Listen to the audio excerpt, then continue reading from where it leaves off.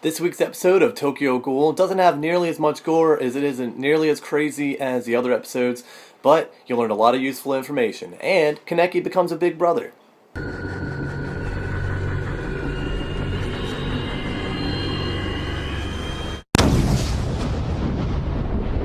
So, this week's episode starts out in, I believe, a hospital, and this douchebag guy named Yamori just like busts this guy through the door. He flies in, he's like got cuts all over him. He's telling the doctor, he's like, long time no see, what's up?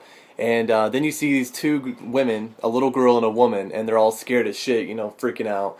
And then opening credits, opening theme comes on. And then you see Keneki and the leader of the ghouls. I can't remember his name.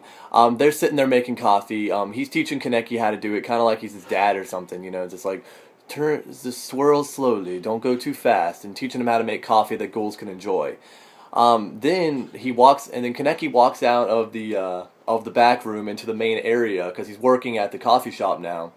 And he sees Hide. And Hide says he's there to help Toka, the blue-haired girl, for saving them during the incident. And he's like, what are you talking about? So then Toka kicks him and is like, hey, keep your damn mouth shut. So eventually Hide leaves, and Toka tells Kaneki that if Hide finds out about it, even the slightest bit about any of them being ghouls, she'll kill him on the spot without question. And of course Kaneki's scared for his friend because Toka's a crazy bitch. Then the two girls that you saw at the beginning of the episode, they come in, it's been raining, they're like soaking wet, scared. One of the girls' names is Hinami, and that's the little girl. I think the older girl's name is like Ryota or Roka, it's something with an R. And basically they're running away because of what happened at the beginning of the episode, and she's not allowed to live with her dad anymore, the little girl. So I'm guessing her dad was maybe the doctor that you saw at the beginning. So she starts to live there at the coffee shop instead of living with her dad, supposedly. Later on in the episode, you see that weird-ass fucking white-haired guy that was all weird. He has a big-ass eye. His name is apparently Mado, and his partner's name is Amon, or Amon. They're actually part of this ghoul hunter group called CCG, and they're actually apparently the best that there is at that company or whatever, and they're going to be in charge of what they call the 20th Ward, which is apparently a big honor to the ghoul hunters or something. So they're going to be investigating, where the wrench comes from, what it's used for, from the guy who was in the very first episode that was using the wrench on Rozz. Then back at the coffee shop, after trying to teach Kaneki how to eat, fake eat, so he can eat around humans, and he gives him these sugar cubes that supposedly will help with his hunger, and he doesn't tell him what's in them, so we probably know that there's some kind of human parts in these sugar cubes. The leader actually asked Kaneki if he can stay late, because Toka usually stays late, but she had to study for a test, supposedly, so she had to go home. So Kaneki agrees to it, and what the leader wants him to do is go with this guy named Yomo to go food shopping. So of course Kaneki at first is like, holy shit, I don't like this idea at all. I don't want to go food shopping, I don't want to kill anybody, I can't kill anybody. But the leader assures Kaneki that nothing bad's gonna happen, don't worry about it, you're not gonna have to harm anybody.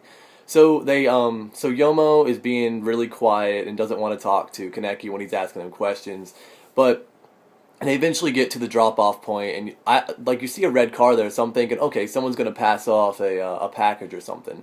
But no, the guy tells Kaneki not to lean on the rail because it's like off a cliff, and then he's like, huh? And then before he can say anything, he's like, you'll fall, and then he falls off the cliff, falls down. He uses his vector things to like slam against the wall and slide down, so he doesn't die. He doesn't get hurt too bad. He just hits the ground a little bit, and he looks to the side. Dead person on the side. He starts tripping out, the classic Kaneki, blah, blah, like scared as shit. Oh my god, I see a dead person, even though I haven't seen 500 dead people already, and I haven't seen people get their heads ripped off and all kinds of shit, and whatever. Yomo jumps down all cool like and is like, yeah, a lot of people die here. This is where people come to take their lives.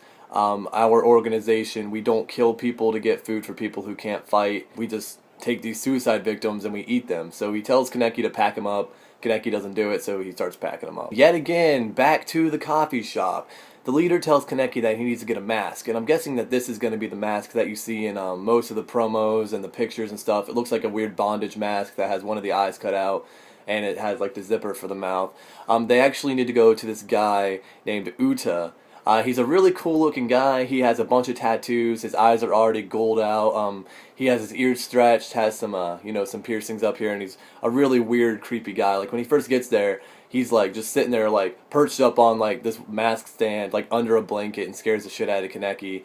And he's a pretty cool guy. They talk, they shoot the shit a little bit about ghouls around the place and stuff like that, just normal conversation. After Uta got all of his measurements, Kaneki's measurements, Kaneki and Toka start walking back to the coffee shop, or at least I'm supposing, and Kaneki asks Toka about Hinami, and asks why she can't live with her dad anymore, what's going on, and she tells him a little bit about it, and then talks about the doves, which are the what the ghouls call the CCG, which are the ghoul hunters.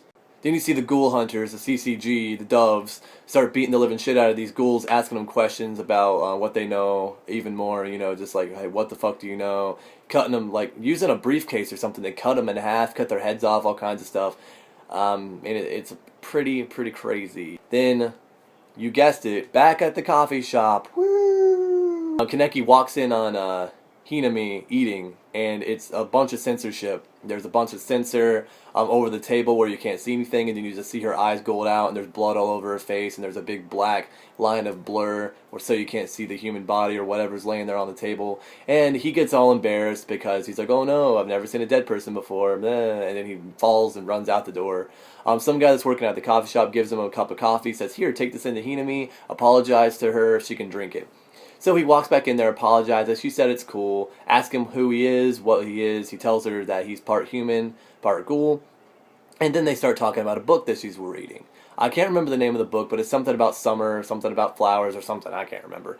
But he teaches her the word hydrangea, or I think that's how you say it, hydrangea. It's a flower. I don't know.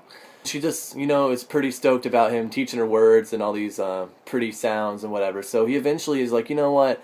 How about I come here about every day and I teach you words like this all the time? So eventually she starts calling him her big brother, and that's how it goes. So Kaneki's a big brother now, apparently, which is pretty cool because Hinami is kind of cute, cute little girl. I think I'm gonna like her as a character, and it's gonna be pretty cool. At the end of the episode, this really weird ass fucking guy with blue hair walks in. He's walking down the street all proud and shit. He walks in, he just like puts his nose up in the air, starts sniffing. He's like, what a powerful aroma, or something like that. And then the episode's over after he shuts the door. The rundown on this episode, as usual, the animation, the everything, great. The voice acting, awesome as usual. There wasn't a lot of action in this week's episode. It was just, pretty basic, a lot of information. You got to meet a lot of new characters. The censorship is really annoying. I don't like that they have to censor it so much, but I guess if they didn't, then there'd be a lot of complaining, and then maybe they'd have to rate it differently. I don't know. I don't like the fact that they censor pretty much everything that's cool. Or little girl eating dead bodies. I think that would be pretty cool to see. So I'm going to give this episode a 6 out of 10, just because not a lot of stuff happened. Pretty much the only thing about this episode was meeting new characters, leading up to certain events, so not many things happened in this episode besides that. Next Thursday, catch me again for more Tokyo Ghoul episode reviews. Be sure to like my video, please, if you would. It's really easy. All you have to do is click one time. Awesome. It would be awesome of you to do that. Subscribe to my channel if you want to see more. And, of course, check back Saturday for Sword Art Online, Saturday or Sunday, whenever I can actually get that uploaded. Thank you very much, guys, and please have an awesome day. Bye, guys.